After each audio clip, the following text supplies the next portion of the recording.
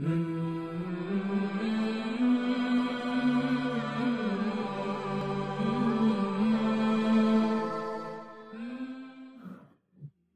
वालेकुम वरहमतुल्लाहि वबरकातुह। मौलाना असद इसराइली साहब की किताब उजालों के काफ़िले से आज नवाबाब कामरान। हुजूर एक मिनट के लिए ठिठक कर रह गए।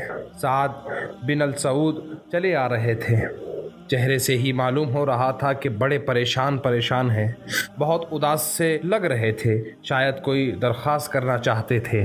सियाफाम साद बिन सऊद यूं तो देखने में काले थे, लेकिन अंदर से बेइंतहा खूबसूरत थे। इस्लाम पर जान छिड़कने वाले, खुदा और उसके रसूलुल्लाह सल्लल्लाहु अलैहि वसल्लम से बेपनाह प्यार करने वाले। इसीलिए तो उनके सियाफाम चेहरे पर भी हुजूर अकरम सल्लल्लाहु अलैहि वसल्लम को बेपनाह प्यार आता था। देखते ही मुस्कुरा उठते थे। क्या बात है साद? हुजूर ने सलाम का जवाब देते ही पूछा। बहुत परेशान से लग रहे हो, क्या कोई ख़ास बात है? हाँ हुजूर, साद ने रोंदे हुए लहजे में कहा। तन्हा ज़िंदगी गुजारते गुजारते दिल उब गया है। मेरा कोई है ही नहीं जिसे मैं अपना कह सकूं, जिसके साथ कुछ देर हंस बोल सकूं।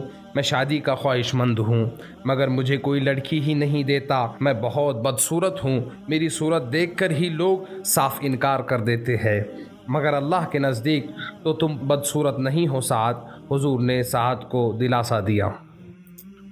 तुम्हें दुल्हन की तलाश है ना? जाओ कबीला सकीफ़ के सरदार उमरो बिन वहब के पास चले जाओ। उनकी एक बहुत हसीन और समझदार लड़की है। मेरा ख्याल है वहाँ तुम्हारी आरज़ू पूरी हो जाएगी। क्या वाकई उमरो बिन वहब मुझ जैसे बदसूरत इंसान को अपने दामाद की हैसियत से कबूल कर लेंगे? वो जो कबीले सकीफ़ के सरदार है, अपनी हसीन और ख़ानदानी बेटी का हाथ किसी बड़े सरदार के हाथ में देने के बजाय मुझ जैसे मामूली और गुमनाम इंसान को देना गवारा कर लेंगे? साद को यकीन नहीं था, लेकिन हुजूर के इरशाद की तामील में वो उमरो बिन वहब के घर की तरफ चल दिए। एक सियाफाम नौजवान उमरो बिन वहब का दरवाज़ा खटखटा रहा था। उमरो ने झांक कर देखा। कितना बदसूरत था, जैसे कोई सियाफाम हबशी हो। क्यों आया है ये मेरे पास? उमरो इब्न वहब उकताए हुए दरवाजे की तरफ बढ़े। क्या बात है भाई? उमरो बिन वहब ने उनसे पूछा। मैं साद हूँ, साद अल सऊद। हुजूर ने मुझे आपके पास भेजा है। साद बताने लगे। क्यों? हुजूर ने क्यों भेजा है तुम्हें मेरे पास? मैंने हुजूर से शादी के लिए ख्वाहिश जाहिर की थी।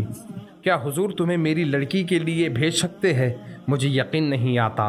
जाओ साद, तुम मेरी लड़की के काबिल नहीं हो। तुम्हें मालूम नहीं वो कबीला सकीफ़ की सबसे हसीन लड़की है। क्या मखमल में टाट का पेवन लग सकता है? नहीं साद, बिल्कुल नहीं। मायूस और दिल गिरफ्ता साद वापस लौट गए, क्योंकि आखिर वही हुआ जिसका उन्हें यकीन था। बदसूरत और सियाफाम साद को कोई भी अपनी लड़की नहीं देगा। वो तो अपनी तन्हाइयों में घुट घुट कर यूं ही मर जाएगा। अपनी कमतरी के एहसास से उनका दिल भर आया। मरे मरे कदमों से वो घर वापस जाने लगे। तभी रास्ते पर जैसे कोई हसीन चांद चमक गया हो। एक बहुत ही हसीन व जमील लड़की रास्ते पर खड़ी थी, जिसके चेहरे पर जैसे रोशनाइयाँ कुर्बान हो रही थी। माथे पर पसीने के कतरे इस तरह लरज़ रहे थे जैसे फूलों पर शबनम थरथराती है। अपनी बड़ी बड़ी आँखों से वो छुपा छुप साद को देख रही थी। तुम कौन हो? अजनबी नौजवान, लड़की हमदर्दी भरे लहजे में पूछ रही थी। क्या वाकई तुम्हें हुजूर अक़दस सल्लल्लाहु अलैहि वसल्लम ने मेरे बाप के पास भेजा था? कौन हैं आप? साद मशहूर से हो गए। मैं सकीफ़ के सरदार की बेटी हूँ, जिसका हाथ मांगने हुजूर सल्लल्लाहु अलैहि वसल्लम ने आपको भेजा है। अगर वाकई आपको हुजूर ने भेजा है तो मैं हुजूर के हुक्म के आगे सर झुकाती हूँ। आप चले मेरे साथ। कहाँ? साद को यकीन ना आ रहा था। मेरे साथ, मेरे घर, मेरे बाप के पास। जैसे कोई हूर ज़मीन पर उतर आई और उसके होंठों से फूल झड़ रहे थे। साद चुपचाप फिर उमरो बिन वहब के पास जाने के लिए चल दिए। क्या बात है भाई, तुम इस नौजवान को वापस क्यों ले आई?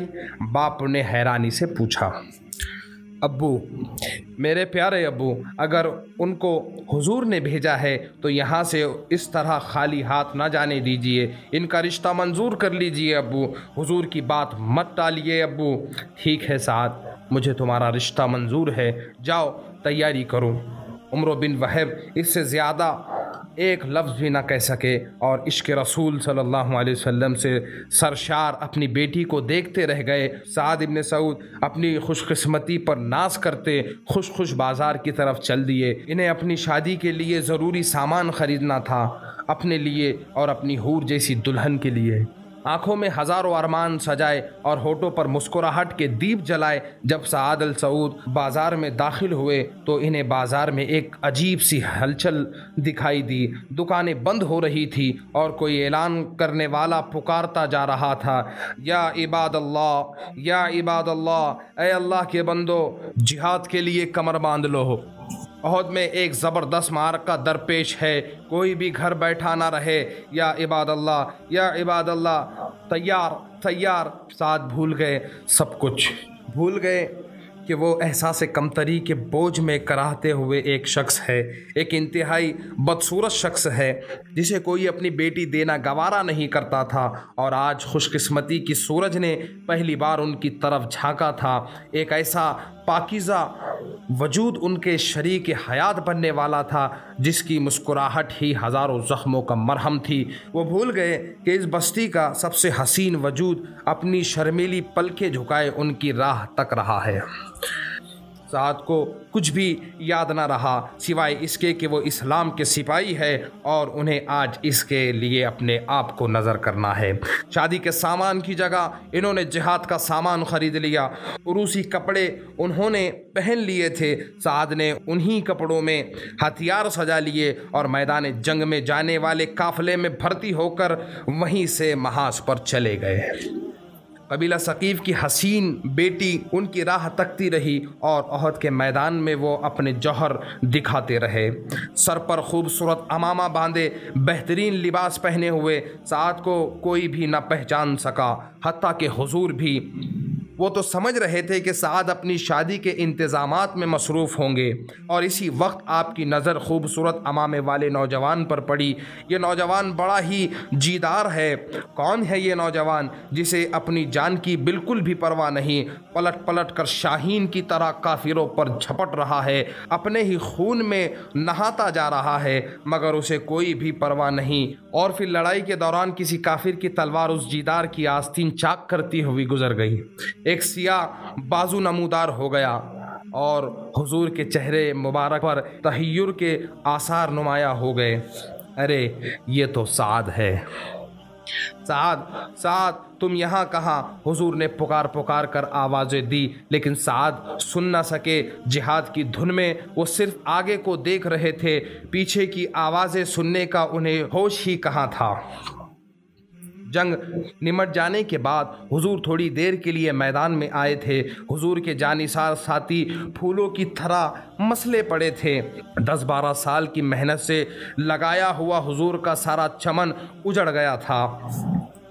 چلتے چلتے حضور ایک لاش کے پاس رک گئے، جھک کر غور سے دیکھتے رہے اور پھر دھیرے سے بیٹھ گئے۔ لاش کا سر اٹھا کر آپ نے اپنے گود میں رکھ لیا۔ زندگی کی کوئی حرارت بھی اب سعد میں نہ تھی۔ سینکڑوں زخموں سے چور ہو کر وہ اپنے خدا کے حضور میں پہنچ گئے تھے۔ زندگی کی ساری محرومیوں کا خاتمہ ہو گیا تھا، اب کبھی وہ تنہا نہیں رہیں گے۔ حضور نے آنکھیں اوپر اٹھا کر دیکھا، آپ کی آنکھوں میں آنسوؤں کی موتی جھلملا رہے تھے اور آپ فرماتے جا رہے تھے، لوگو، خدا نے سعد السعود کو قبیلہ ثقیف کی بیٹی سے کہیں زیادہ خوبصورت دلہن عطا فرما دی ہے۔ وحدت ویژن میں آج بس اتنا ہی۔ آپ سے چلتے چلتے یہ درخواست ہے کہ اس پروگرام کو زیادہ سے زیادہ شیئر کریں اور لوگوں تک پہنچائے۔ میں طیب ظفر آپ سے وداع لیتا ہوں۔ السلام علیکم ورحمۃ اللہ وبرکاتہ۔